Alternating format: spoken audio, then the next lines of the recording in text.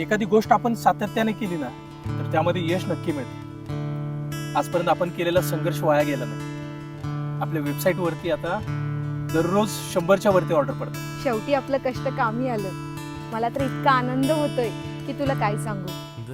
असं वाटतंय की आता आपला वनवास संपेल. हो ना, किती संघर्ष केला, किती अपयश भोगले. एक वेळ तर अशी आली होती की आपण हे सगळं सोडून पुन्हा नोकरीला लागणार, पण बरं झालं आपण टिकून राहिलो.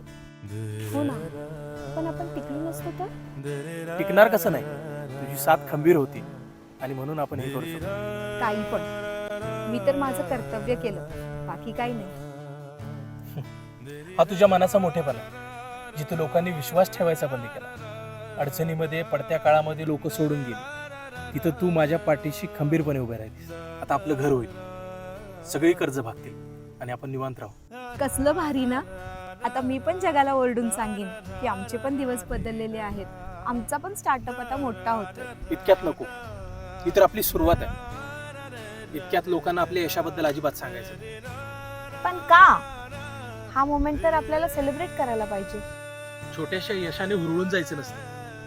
उद्या जाऊन काय प्रॉब्लेम झाला तर, आणि प्रॉब्लेम झालाच तर हीच लोक आपल्यावरती हसायला पुढे येतील. काही होत नाही. लोकांचं कामच आहे दुसऱ्यांवर हसणं. इतके दिवस मी मन मारून जगले, आता तरी मला मिरवू दे. मिरवायला आयुष्य पडले. लोकांना सांगत बसण्यापेक्षा आपली प्रगती त्यांना त्यांच्या नजरेने बघू. अजून आपल्याला सगळ्यातून मोकळं व्हायचं. आणि बऱ्याच लोकांना आपण काही करू शकत नाही असं वाटत होतं, त्यांनाही गोंधळात टाकायचं. पण अजून किती दिवस? अजून फक्त काही दिवस. मी इतकं कमवेन की तुला मिरवायला कंटाळा येईल.